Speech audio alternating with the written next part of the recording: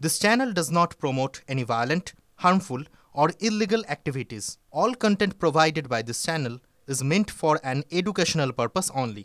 টলিউডের স্বর্ণযুগের ইতিহাস বলতে যে অধ্যায়গুলোর কথা সবার আগে মাথায় আসে তার মধ্যে অন্যতম হল উত্তম সুচিত্রা যুগ। একের পর এক হিট ছবি দর্শকদের মনে রাতারাতি জায়গা করেছিলেন কৃষ্ণেন্দু ও রিনা ব্রাউন। উত্তম কুমারের সঙ্গে সুচিত্রা সেনের পর্দার জুটি দর্শকরা তাড়িয়ে তাড়িয়ে উপভোগ করতেন। কিন্তু পর্দার বাইরে, পর্দার পিছনে তাদের সম্পর্কের সমীকরণ কেমন জানার কৌতূহল ছিল কম বেশি সকলের মনে। যদিও সেই জল্পনাও খুব বেশি দিন চাপা থাকেনি। কানাঘুষো শোনা গিয়েছিল গোপন সম্পর্কে লিপ্ত উত্তম সুচিত্রা। যদিও সেই গসিপে শিলমোহর কোনোদিনই দেননি দুই সেলেবের কেউই। তবে একবার এই জল্পনাতেই ঘি ঢেলে তোলপাড় হয়েছিল দুইয়ের পরিবার। সাল 1954 মুক্তি পেয়েছিল এই জুটির অন্যতম হিট ছবি অগ্নিপরীক্ষা, আর তার পোস্টারেই ছিল বিতর্কের খোরাক। সকলের দৃষ্টি আকর্ষণ করতে এই ছবির পোস্টারকে করা হয়েছিল বিশেষ।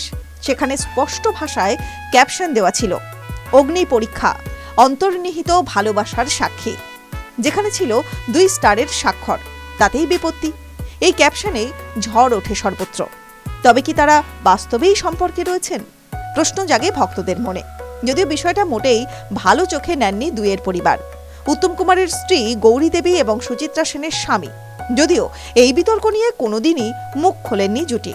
কেউ কেউ এমনও বলেন সুচিত্রা সেন নাকি এই বিতর্কিত মন্তব্যের নিচে একটি স্বাক্ষরও করেছিলেন, যদিও তার কোনো প্রমাণ বাস্তবে নেই।